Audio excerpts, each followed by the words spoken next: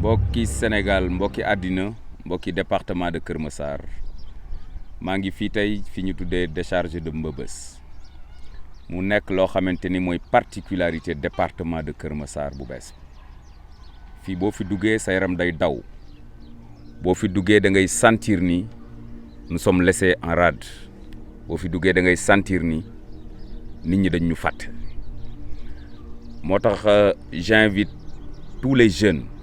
du département de Kër Massar j'invite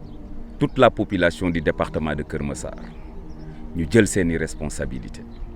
parce que ñun mérité wuñ lu mel nii décharge boo xam ni c'est une catastrophe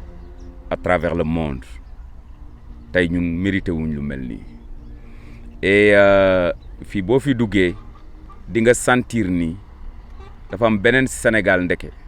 ci biir Sénégal dafa am beneen Dakar ci biir Dakar et loolu yëpp li ko indi mooy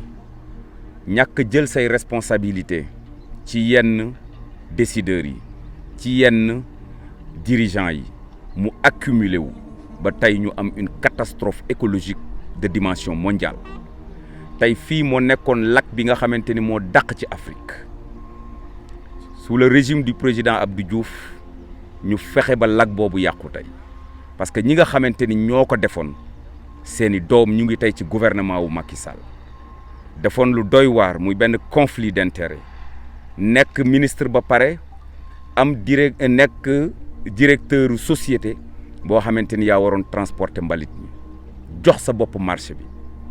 premier camion mbalit bi nga ramassé ci Dakar xamuloo foo koy sotti nga ñëw fekk lac bu rafetee nii lac Mbëbëse nga sotti ko foofu tey mu accumulé wu ba ñu am des millions de tonnes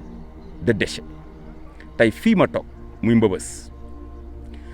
li fi nekk ci méthane kenn xamul nu mu toll maanaam benn gaz bu léger boo xamante ni àdduna ñoo ko soxla pourquoi parce que au fur et à mesure que li nga xamante ni mbalit mi di accumulé wu dafa dem ba ci suuf dafay produire li nga xamante ni mooy méthane dafay produire gaz alors tey fii ma toog am na lu ëpp 2 junni doomu aadama yu dëkk Yëmbal Sud Yëmbal Nord Malika Kër Massar Jaxaay Parcelles Mbao une partie de Rufisque ba ci Pikine mais li ci gën a doy waar wax nañ ma léegi ni am na lu ëpp plus de 400 étrangers yoo xamante ni ñu ngi bokk ci les récupérateurs yi nga xam ne ñoo nekk fii ci Mbëbës ay xale yoo xam ni état ñoo leen war a wutal liggéey wutaluñ leen liggéey ñu nekk ay récupérateurs conditions yii ngeen gis muy ay todi di ay baraak yoo xamante ni bu tawee mu doy waar ci la ñuy dund ñoom ak seen njaboot am na 3 quartiers yoo xamante ni ñoo nekk fii ci Mbëbës xale yi di fi juddoo ñu fiy ngéntee xale yi mu doy waar xale yi di fi jànge benn poste de santé la ñu am poste de santé boobu tëj na li ci gën a doy waar aussi mooy les partenaires au développement du Sénégal ont décidé d'injecter plus de 400 milliards de francs CFA fii ci Mbëbës état bi ba mu ko lancé en grande pompe depuis juin 2021 ba léegi teguñu brique et pourtant bi ñu koy lancé lu ne dégg nañ ko Kër Massar mooy nekk le fleuron de l'économie du Sénégal parce que 400 milliards lañ fi war a lancé bi président ñëwee lancé Promojet ba léegi amul benn mesure d'urgence yi nga xamante ni waxoon nañ ko boo xamante ni jël nañ ko c'est extraordinaire ce qui se passe ici à Mbëbës raison pour laquelle amul benn responsable APR bu sañ a teg tànkam fii nga xamante ni toog naa fi pour wax ak askanu Sénégal ak askanu àdduna du ministre bu fi mës a teg sa tànk à part ministre bi nga xamante ni moo amee tutelu Promojet xanaa parce que bu fi ñëwee projet boobu moo ko fi indi amul benn responsable apériste bu nekk ci département de Kër Massar bu mës a teg fii tànkam laaj naa léegi le secrétaire général est-ce que le député maire Moustapha Mbeng mës na fi teg tànkam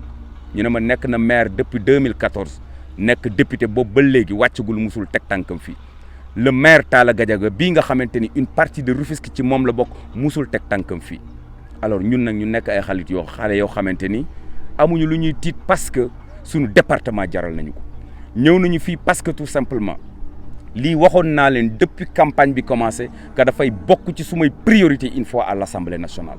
parce que lii nga xamante ni moo fi nekk mënatut a wéy Mbëbës yàq na li nga xamante ni mooy nappe phréatique gu Dakar sur un rayon de 30 kilomètres kenn waratul a gas ndox ba jot nappe phréatique di ko naan parce que tout simplement taux de nitrate bi nga xamante ni moo nekk ci biir nappe phréatique bu Dakar à cause de Mbëbës dépassé na les 350 grammes par litre. Et pourtant l'Organisation mondiale de la santé lan la wax dafa ni bu fekkente ni taux de nitrate yi nekk ci biir ndox mu sell ñu war ko naan dépassé na 35 grammes par litre kenn waratu ko naan. Et pourtant ñun taux bi nga xamante ni moo nekk ci biir ndox mi 350 grammes par litre la donc fukki yoon li OMS santaane ñun dañ ko dépassé. Et pourtant keroog bi ma ko njëkkee wax am na ñu naan ñun naanuñu ndoxu Dakar xamuñu dara ci li ñuy wax ñun am nañu forage F18 F19 F21 ak F22 bi nga xamante ni mu ngi nekk ci Guy Fatou Mayga dañuy jël ndox moomu di ñu ko jox ñun waa banlieue ñu koy naan et c'est pas normal c'est pas du tout normal.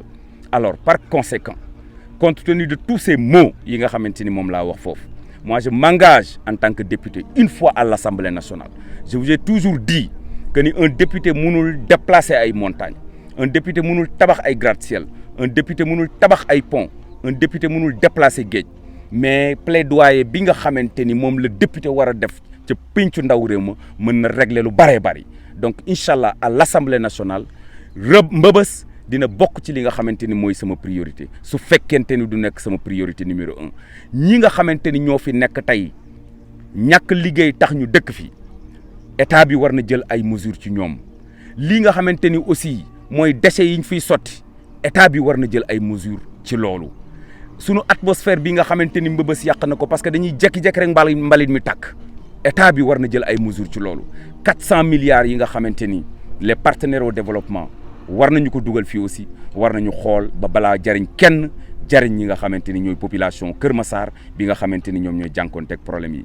et loolu yëpp responsabilité bi nga xamante ni mooy ñi ñuy diriger ñoom ñoo ko yor raison pour laquelle nous les interpellons à ouvrir les yeux nous les interpellons à prendre leurs responsabilités pour que lii nga xamante ni mooy Mbëbës ñu régler ko à jamais maa ngi leen di sant bu baax di leen gërëm di ñaan askanu Kër Massar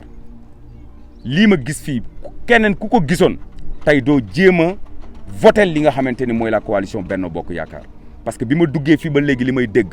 plus de 2000 personnes ñee na ñu ngi xaar ba benn candidat Benno Bokk Yaakaar teg sa tànk fii alors donc nous les interpellons bu ñu demee assemblée nationale incha allah danañu leen défendre ba ñu xam ni défendre nañ leen parce que tout simplement ñun ak ñoom ñoo bokk coono bi ñoo bokk li nga xamante ni mooy jafe-jafe yi ñuy dund te Mbëbës teg ñu ko maa ngi leen di sant bu baax di leen gërëm di leen ñaan dimanche prochain incha allah xam ngeen li ngeen war a def vous avez besoin d'un député boo xamante ni dara feesul bëtam